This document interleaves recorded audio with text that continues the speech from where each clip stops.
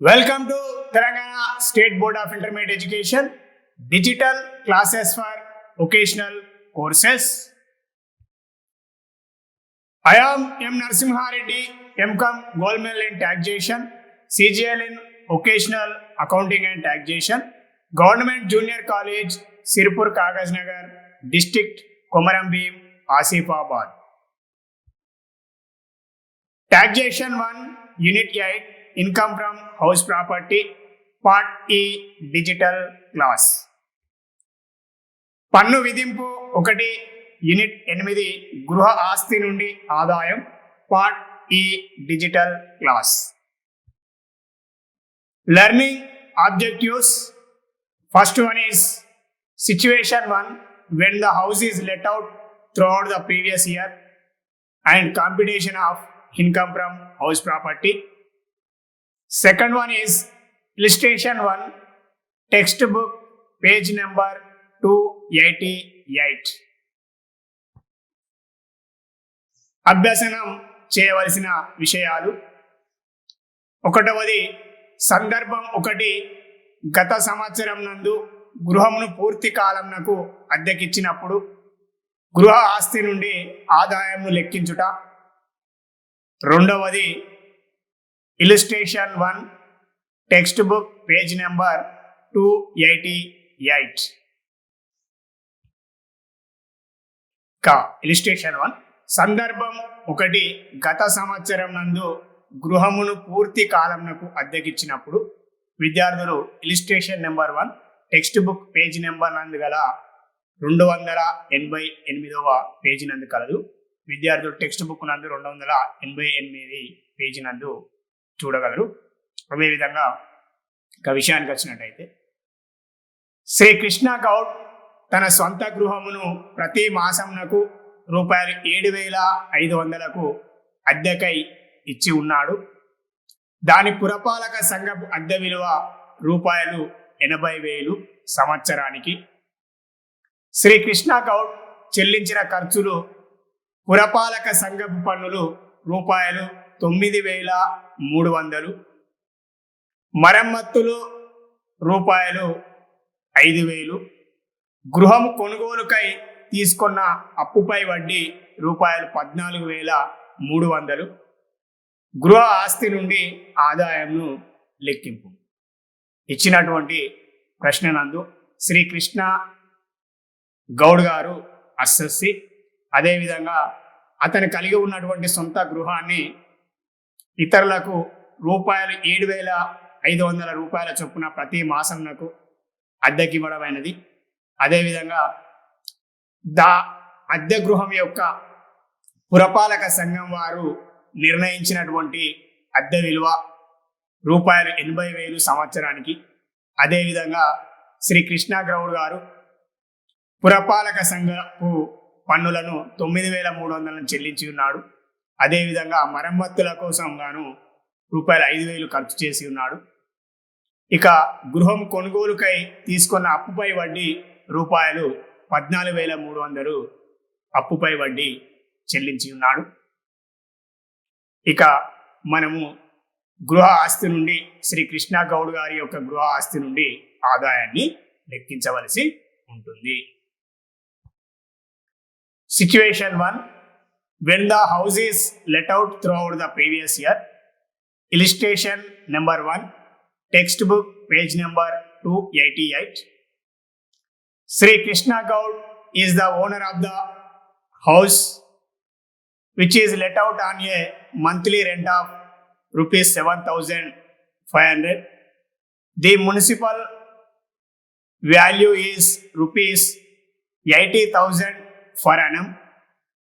Sri Krishna Gaud incurs the following expenses: municipal taxes rupees 9,300, repairs rupees 5,000, interest paid on loan taken to purchase the house rupees 14,300. Compute income from house property of Mr. Sri Krishna Gaud for the current assessment year 2020 and 21. Here in this problem, Sri Krishna Gaud is the assessee, and he is let out his house throughout the previous year. It means 12 months, and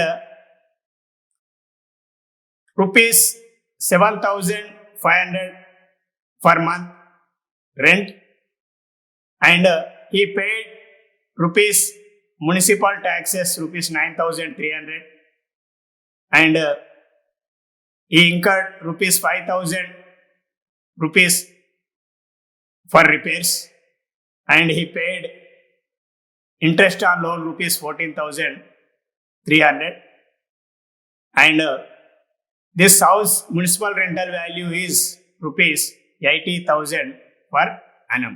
We need to compute income from house property of Sri Krishna Gaud for the current assessment year 2020 and 21. సమాధానం విషయానికి వచ్చినట్టయితే ప్రస్తుత పన్ను నిర్ధారణ సంవత్సరం 2020-21 శ్రీ కృష్ణ గౌడ్ యొక్క గృహ ఆస్తి నుండి ఆదాయంను లెక్కించుట. వివరాలు ఆదాయం రూపాయలు. ఇక అంటే శ్రీ కృష్ణ గౌడ్ గారు గత సంవత్సరం అయినటువంటి 2019-20 నందు గృహ ఆస్తి యొక్క వివరములను, గృహ ఆస్తికి సంబంధించిన ఆదాయ వివరములను, అదేవిధంగా పురపాలక సంఘపు అద్దె విలువను, అదేవిధంగా అతను వెచ్చించినటువంటి లేదా చెల్లించినటువంటి ఖర్చుల వివరాలను మనకు అందించడం అనేది జరిగింది. కావున మనం శ్రీ కృష్ణ గౌడ్ గారి యొక్క గృహ ఆస్తి నుండి ఆదాయాన్ని పన్ను నిర్ధారణ సంవత్సరం 2020-21 లెక్కించవలసి ఉంటుంది. ఇక గత క్లాసు నందు మనం స్థూల వార్షిక విలువను లెక్కించేటువంటి పద్ధతిని, అదేవిధంగా పురపాలక సంఘపు పన్నులకు సంబంధించినటువంటి అంశాన్ని, అదేవిధంగా సెక్షన్ 24A మరియు B ప్రకారం తగ్గింపులను తెలుసుకొని ఉన్నాం. ఇప్పుడు మనము ఇలిస్ట్రేషన్ ద్వారా సాధన చేయబోతున్నాం. ఇక స్థూల వార్షిక విలువ గ్రాస్ యాన్యువల్ వాల్యూ రూపాయలు 90,000. వర్కింగ్ నోట్స్ నెంబర్ 1 నందు స్థూల వార్షిక విలువను మనము లెక్కించడం అనేది జరుగుతుంది. మరి స్థూల వార్షిక విలువ 90,000 ఏ విధంగా రావడం అనేటువంటి విషయాన్ని మనం వర్కింగ్ నోట్స్ నెంబర్ 1 నందు వివరించవలసి ఉంటుంది. అదేవిధంగా స్థూల వార్షిక విలువను కనుగొన్న తదుపరి స్థూల వార్షిక విలువ నుండి తీసివేయము పురపాలక సంఘ పన్నులు వర్కింగ్ నోట్స్ నెంబర్ 2 నందు మనము 9,300 శ్రీ కృష్ణ గౌడ్ గారు చెల్లించినటువంటి పురపాలక సంఘ పన్నులను మనం స్థూల వార్షిక విలువ అయినటువంటి 90,000 రూపాయల నుండి 9,300 రూపాయలను తీసివేయగా వచ్చినటువంటి మొత్తం 80,700 రూపాయలు నికర వార్షిక విలువ అగును. ఈ నికర వార్షిక విలువను మనం వర్కింగ్ నోట్స్ నెంబర్ 3 నందు లెక్కించవలసి ఉంటుంది. అదేవిధంగా ఇక స్థూల వార్షిక విలువను కనుగొన్న తదుపరి స్థూల వార్షిక విలువ నుండి పురపాలక సంఘ పన్నులు 9,300 తీసివేయగా వచ్చినటువంటి విలువ 80,700 మన నికర వార్షిక విలువను కనుగొనడం జరిగింది.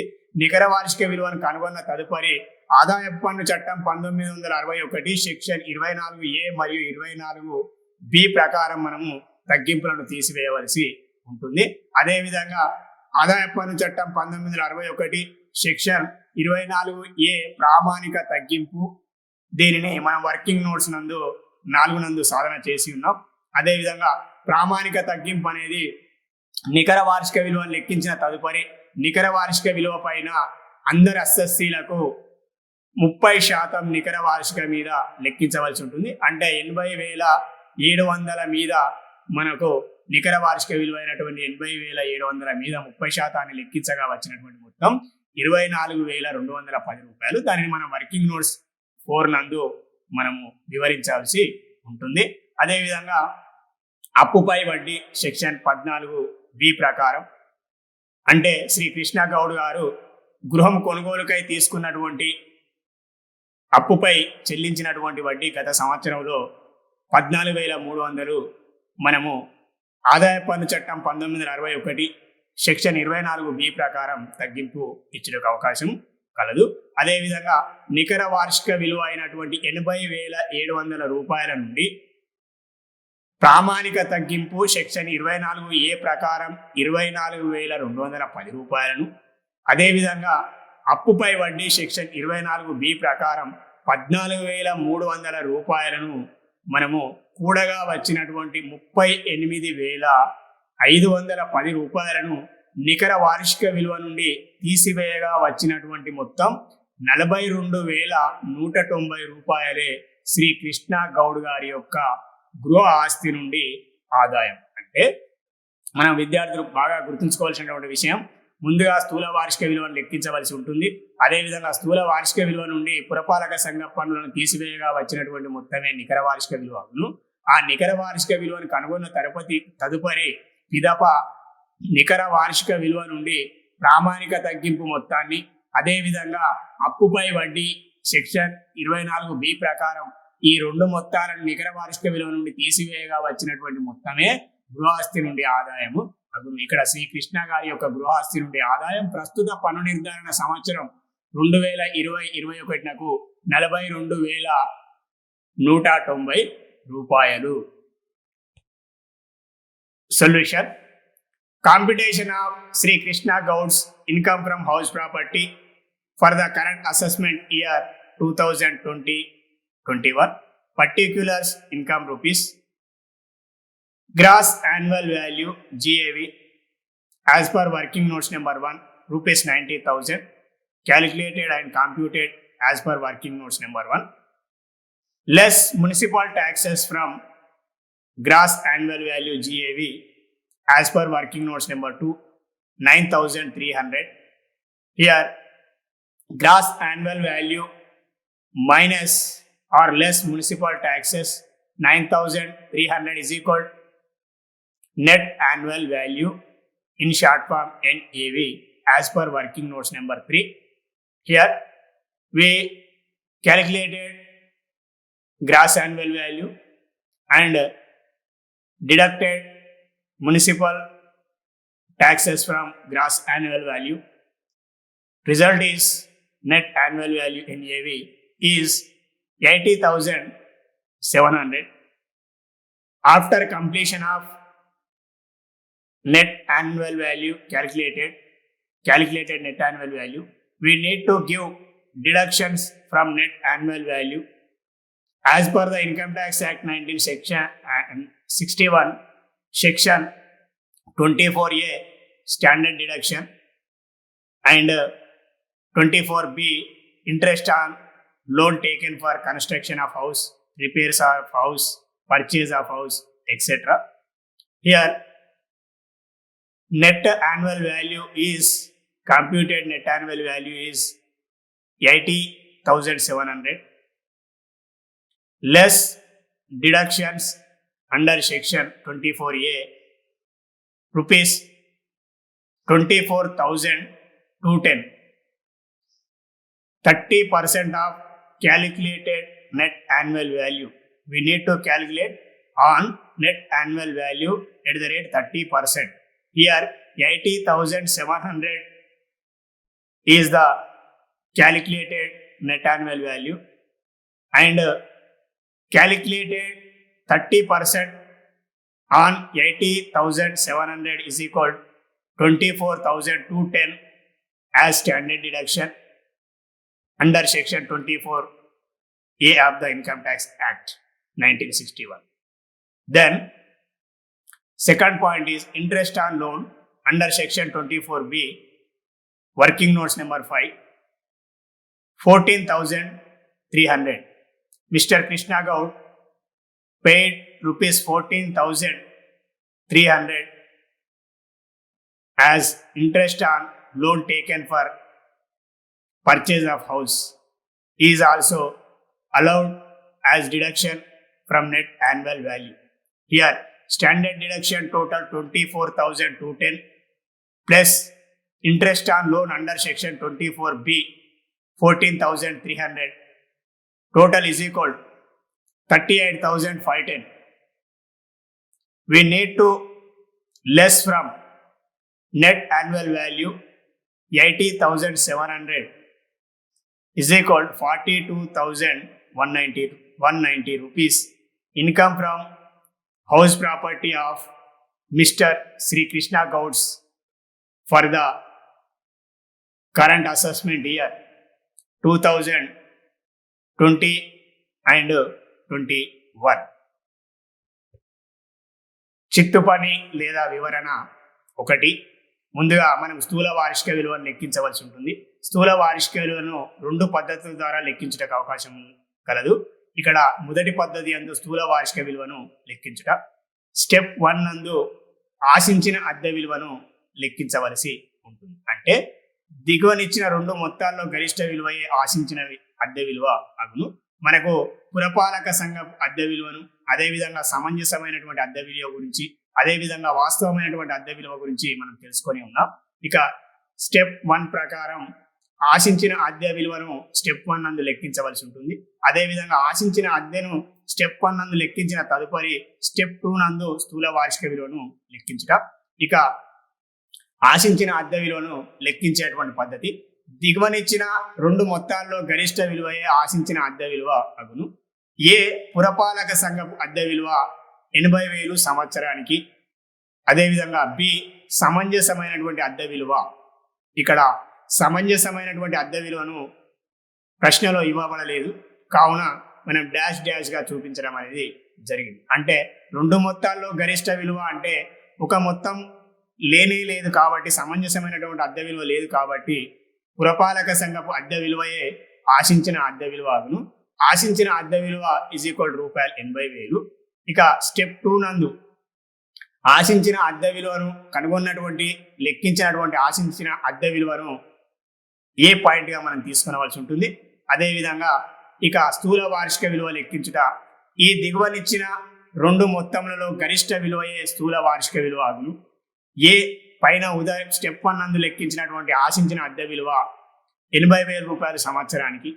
అదేవిధంగా బి ప్రకారం వాస్తవమైనటువంటి అద్దె విలువ అంటే శ్రీ కృష్ణ గౌడ్ గారు 7,500 రూపాయలకు ప్రతి నెలకు అతను అద్దెకివ్వడం ద్వారా స్వీకరించినటువంటి అద్దె ఆదాయము 7,500 ప్రతి నెలకు మల్టిప్లై విత్ 12 నెలలకు 90,000 రూపాయలు రావడం అనేది జరిగింది. మనం పైన పేర్కొన్నటువంటి షరతు ప్రకారం దిగువ ఇచ్చిన 2 మొత్తములలో గరిష్ట విలువయే స్థూల వార్షిక విలువ అగును. అంటే దీని అర్థం ఇక 80,000 అదేవిధంగా 90,000 ఆశించిన అద్దె విలువ పైన లెక్కించినది 80,000 రూపాయలు ఏ అంశంగా తీసుకోవడం జరిగింది. అదేవిధంగా బి అంశానికి వచ్చినట్టయితే వాస్తవంగా స్వీకరించినటువంటి అద్దె 7,500 ప్రతి మాసంకు 12 నెలల కాలానికి 90,000 రూపాయలు. అంటే ఈ 90,000 ఎక్కువైనటువంటి మొత్తం గరిష్ట మొత్తం కాబట్టి స్థూల వార్షిక విలువ అనేది రూపాయలు 90,000గా మనం తీసుకోవడం జరిగింది. ప్రశ్న సమాధానంలో కూడా స్థూల వార్షిక విలువ 90,000గా మనం పేర్కొనడం అనేది జరిగింది. అంటే ముందుగా స్టెప్ 1 నందు ఆశించిన అద్దెను కనుగొన్న తదుపరి మనము స్టెప్ 2 నందు స్థూల వార్షిక విలువను లెక్కించవలసి ఉంటుంది. ఇది మొదటి పద్ధతి. చిత్తు పని లేదా వివరణ స్థూల వార్షిక విలువ గ్రాస్ యాన్యువల్ వాల్యూ దగ్గర పద్ధతి అందు లెక్కించుట. ఇది 2వ పద్ధతి. మొదటి పద్ధతి ద్వారా లెక్కించినప్పటికీ లేదా 2వ పద్ధతి ద్వారా లెక్కించినటువంటి అప్పటికి సమాధానము ఒకే విధంగా ఉండడం అనేది జరుగుతుంది. ఇక స్థూల వార్షిక విలువ ఈ దిగువ 3 మొత్తములలో గరిష్ట విలువయే స్థూల వార్షిక విలువ అగును. అదేవిధంగా ఏ పురపాలక సంఘం అద్దె విలువ మున్సిపల్ రెంటల్ వాల్యూ 80,000 సంవత్సరానికి. అదేవిధంగా సమంజసమైన అద్దె విలువ ఫేర్ రెంటల్ వాల్యూ. ప్రశ్నలో ఎటువంటి సమంజసమైనటువంటి అద్దె విలువ ఇవ్వలేదు కాబట్టి డాష్ డాష్. అదేవిధంగా సి వాస్తవమైన అద్దె విలువ 7,500 × 12 90,000 రూపాయలు. ఇక మనం పైన పేర్కొన్నటువంటి షరతు ప్రకారం పై 3 మొత్తంలో గరిష్ట విలువ అయిన రూపాయలు 90,000 స్థూల వార్షిక విలువ అగు. ఇక మనం పైన పెట్టుకున్న షరతు ప్రకారం గరిష్ట విలువయే 3 మొత్తంలో గరిష్ట విలువయే అంటే పురపాలక సంఘపు అద్దె విలువ కానీ, సమంజసమైన అద్దె విలువ కానీ, లేదా వాస్తవమైనటువంటి అద్దె విలువ ఏదైతే ఉందో ఆ అద్దె విలువలో గరిష్ట విలువ ఏదైతే ఉందో ఆ గరిష్ట విలువనే మనము స్థూల వార్షిక విలువగా తీసుకోవడం అనేది జరుగుతుంది. ఇక్కడ 3 మొత్తంలో సంవత్సరానికి పురపాలక సంఘపు అద్దె 80,000 90,000 కంటే తక్కువగానే ఉంది. సమంజసమైన అద్దె విలువ లేదు. అదేవిధంగా వాస్తవమైన అద్దె విలువ 90,000 కావున మనము స్థూల వార్షిక విలువను 90,000గా నిర్ణయించడం అనేది జరిగింది. అంటే వాస్తవంగా స్వీకరించినటువంటి ఇంటి అద్దె ఏదైతే ఉందో ఆ అద్దె మొత్తమే స్థూల వార్షిక విలువ అగును. ఇది విద్యార్థులకు సులభంగా ఉండేటువంటి పద్ధతి. ఇది రెండవ పద్ధతి, దగ్గరి పద్ధతి. ఈ పద్ధతి ద్వారా చేయడం ద్వారా విద్యార్థులు సులభంగా సమాధానాన్ని రాబట్టడానికి అవకాశం కలదు. Working notes number 1, calculation of gross annual value. This is the first method for calculating gross annual value GAV. Step 1, we need to calculate under step 1 expected rental value. Expected rental value is equal which is higher of the following two amounts. A, municipal rental value 80,000 per annum as per the given information, 80,000. Second, B is the fair rental value. In this given information, there is no fair rental value, so dash dash here, which is higher of the following two amounts. Here 80,000 is higher than the fair rental value. Here fair rental value is nil or dash. So expected rental value is rupees 80,000. First we need to calculate expected rental value under step 1. After completion of computation or calculated expected rental value, then we need to calculate gross annual value under step 2. So come to the step 2. Step 2, calculating gross annual value, which is higher of the following two amounts. First, A, expected rental value calculated as per step number 1, under step number 1, is rupees 80,000 per annum. B, actual rental value, Mr. Krishna Gaud receiving rent per month rupees 7,500 for 12 months. So 7,500 per month multiply with 12 months is equal to 90,000. As per above condition, which is higher of the following two amounts, 90,000 rupees is higher than the expected rental value rupees 80,000. So we need to take as the gross annual value is rupees 90,000. Here gross annual value is rupees 90,000 because 90,000 is the higher than the expected rental value. So we need to take gross annual value is rupees 90,000. This is the first method for calculating gross annual value. We need to calculate gross annual value in shortcut method also. Working notes, calculation of gross annual value in shortcut method. Gross annual value GAV is equal to 90,000 here. Calculating gross annual value GAV, which is higher of the following three amounts.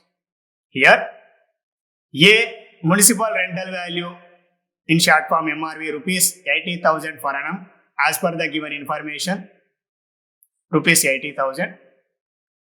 B, fair rental value FRV, there is no fair rental value as per the given information, so dash dash. As per the given information, actual rental value ARV is rupees 7,500 per month. Rent multiply with 12 months is equal to 90,000. Here, above condition, which is higher of the following three amounts. Here 90,000 actual rental value is higher than the fair rental value and higher than the municipal rental value rupees 80,000. So we need to take gross annual value rupees 90,000. The above three amounts rupees 90,000 is higher than the other two amounts, hence it will be taken as gross annual value. Here rupees 90,000 is other than two amounts, means other than two amount means fair rental value. 90,000 is higher than the fair rental value and municipal rental value. So hence it will be taken as gross annual value. This is the second method and easy method and shortcut method for computing gross annual value while computing income from house property. అదేవిధంగా చిత్తు పని లేదా వివరణ 1 నందు స్థూల వార్షిక విలువను లెక్కించి ఉన్నాం 2 పద్ధతుల ద్వారా. అదేవిధంగా పురపాలక సంఘ పన్నులు వర్కింగ్ నోట్స్ నెంబర్ 2. వాస్తవంగా అసెస్సి చెల్లించిన పురపాలక సంఘ పన్నుల మొత్తంను స్థూల వార్షిక విలువ నుండి తీసివేయడం. ఇక్కడ స్థూల వార్షిక విలువను 90,000 రూపాయలుగా కనుగొనడం జరిగింది. అదేవిధంగా శ్రీ కృష్ణ గౌడ్ గారు చెల్లించినటువంటి 9,300 రూపాయల పురపాలక సంఘ పన్నులను మనము తగ్గింపుగా తీసివేసి ఉన్నాం. అంటే స్థూల వార్షిక విలువను కనుగొన్న తదుపరి స్థూల వార్షిక విలువ నుండి పురపాలక సంఘ పన్నులను తీసివేయవలసి ఉంటుంది. ఆ 9,300 తీసివేసి ఉన్నాం. అదేవిధంగా మూడవది నికర వార్షిక విలువను లెక్కించుట. నికర వార్షిక విలువ ఇజ్ ఈక్వల్ స్థూల వార్షిక విలువ మైనస్ పురపాలక సంఘపు పన్నులు. అంటే మనము స్థూల వార్షిక విలువ నుండి పురపాలక సంఘపు పన్నులను తీసివేయగా వచ్చినటువంటి మొత్తం ఏదైతే ఉందో ఆ మొత్తాన్ని మనం నికర వార్షిక విలువగా పేర్కొనడం జరుగుతుంది. ఇక్కడ నికర వార్షిక విలువ ఇజ్ ఈక్వల్ టు స్థూల వార్షిక విలువ 90,000 మైనస్ పురపాలక సంఘ పన్నులు 9,300 ఈజ్ ఈక్వల్ టు 80,700 మనకు నికర వార్షిక విలువ. ఇక నికర వార్షిక విలువ కనుగొన్న తదుపరి నికర వార్షిక విలువపై వర్కింగ్ నోట్స్ 4 నందు ప్రామాణిక తగ్గింపు లెక్కించవలసి ఉంటుంది. ప్రామాణిక తగ్గింపు లెక్కించుట నికర వార్షిక విలువ into 30 divided by 100 is equal to 80,700 into 30/100 is equal to 24,210. అంటే కనుగొన్నటువంటి నికర వార్షిక విలువ ఆదాయపు పన్ను చట్టం 1961 సెక్షన్ 24A ప్రకారం మన ప్రామాణిక తగ్గింపు అందరు అసెస్సీలకు ఇవ్వడం అనేది జరుగుతుంది. గృహస్థి నుండి ఆదాయాన్ని కలిగి ఉన్న ప్రతి అసెస్సీకి మనము విధిగా ఇవ్వవలసినటువంటి తప్పకుండా ఇవ్వవలసినటువంటి ఆదాయం అది నికర వార్షిక విలువలో 30%. అసెస్సీ ఏ ఖర్చులు చెల్లించినప్పటికీ కూడా మనము గృహస్థి నుండి ఆదాయాన్ని కలిగి ఉన్నటువంటి ప్రతి అసెస్సీకి నికర వార్షిక విలువ మీద 30% చొప్పున మనము తప్పకుండా ప్రామాణిక తగ్గింపును సెక్షన్ 24A ప్రకారము ఇవ్వవలసి ఉంటుంది. అది 30 ఇక్కడ మనం కనుగొన్నటువంటి నికర వార్షిక విలువ 80,700 into 30 divided by 100 is equal to 24,200. ప్రామాణిక తగ్గింపు ఈజ్ ఈక్వల్ టు 24,210. అదేవిధంగా అప్పుపై వడ్డీ లెక్కించుట. అప్పు గృహం కొనుగోలుకై తీసుకునబడినది కావున వడ్డీని తగ్గింపుగా ఇవ్వబడును. గత సంవత్సరం సంబంధించిన చెల్లించిన లేదా చెల్లించవలసిన వడ్డీ రూపాయలు 14,300కు తగ్గింపుగా ఇవ్వబడి. అంటే శ్రీ కృష్ణ గౌడ్ గారు గృహం కొనుగోలుకై తీసుకున్నటువంటి అప్పుపై చెల్లించినటువంటి 14,300 రూపాయలను ఆదాయపు పన్ను చట్టం 1961 సెక్షన్ 24B ప్రకారం మనము తగ్గింపుగా నికర వార్షిక విలువ నుండి తగ్గింపుగా ఇచ్చుటకు అవకాశం కలదు. అదేవిధంగా మనం తగ్గింపుగా ఇచ్చి ఉన్నాం. Working notes 2 about municipal taxes. Actual amount paid by the assessee is to be deducted from the gross annual value. Gross annual value minus municipal taxes. Here, gross annual value is 90,000 and Mr. Krishna Gaud paid rupees 9,300 as municipal taxes. So we need to allow as deduction and less from the gross annual value. Here, 90,000 minus 9,300 is equal to 80,700. Next, working notes number 3, calculating net annual value. Net annual value is equal to gross annual value, calculated gross annual value minus municipal taxes. Here calculated net annual value is equal to calculated gross annual value 90,000 minus paid municipal taxes rupees 9,300 is equal to 80,700 is the net annual value. And working notes number 4 about standard deduction, 30% of NAV. Here we are calculated net annual value is 80,700 multiply with 30 divided by 100 is equal to 24,210. Standard deduction is 24,210. And fifth working notes is interest on loan. The loan is taken for purchasing the house, so it is allowed deduction. Actual interest for the previous year paid plus payable will be allowed as deduction. Mr. Krishna Gaud is paid rupees 14,300 interest on loan, so allowed as deduction. Thank you.